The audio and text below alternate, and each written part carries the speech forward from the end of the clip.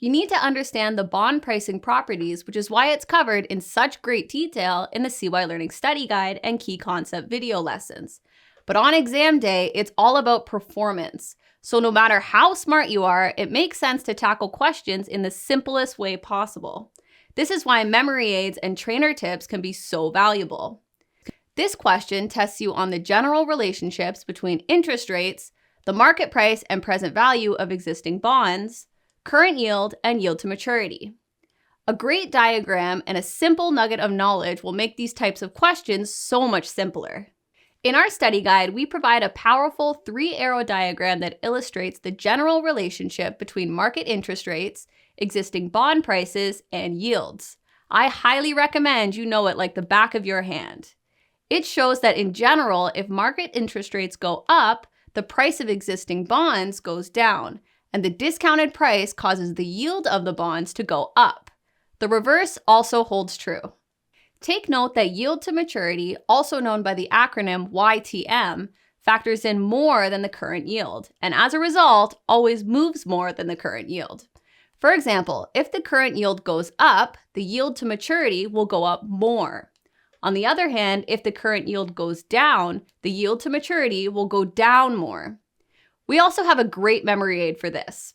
The acronym YTM has more letters in it than CY. You can use this to jog your memory that YTM moves more than the current yield. Here's a helpful nugget of knowledge. The present value of a bond and the market value of a bond are not exactly the same thing. The present value of a bond results from a mathematical calculation, whereas the market value of a bond is the actual price the market is willing to pay for the bond. Although in practice, they tend to be very close.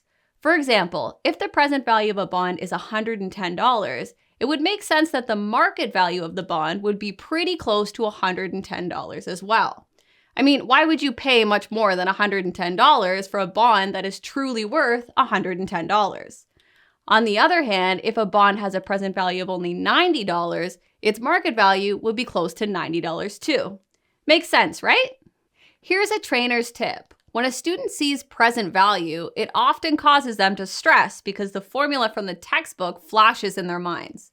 Since present value and market value are quite similar, for theory-type questions, if you don't know the answer to a present value question, change present value to market value and see if that helps. It usually will. With all this in mind, let's circle back to the question and use the diagram to help. We could eliminate the first available answer. It suggests that interest rates and the present value and market value of bonds move in the same direction. As per the diagram, we know that is not true. Let's move on to the second available answer. It suggests that interest rates move in the opposite direction of a bond's present and market value. Per the diagram, we know that is true. It also suggests that interest rates and yields move in the same direction. Per the diagram, we know that is also true. Finally, it suggests that YTM would fall more than current yield. We know that is true as well, and our memory aid will make sure you never forget it. Let's select that answer, and we are correct. If you go through the same process for the remaining answers, you can also eliminate them. In the interest of keeping the video short, I've already done this and eliminated the third available answer because it suggests YTM moves less than current yield, which is false. The last available answer is wrong because, as we talked about earlier in the video, the present value and market value of a bond are quite similar and generally move in the same direction as each other.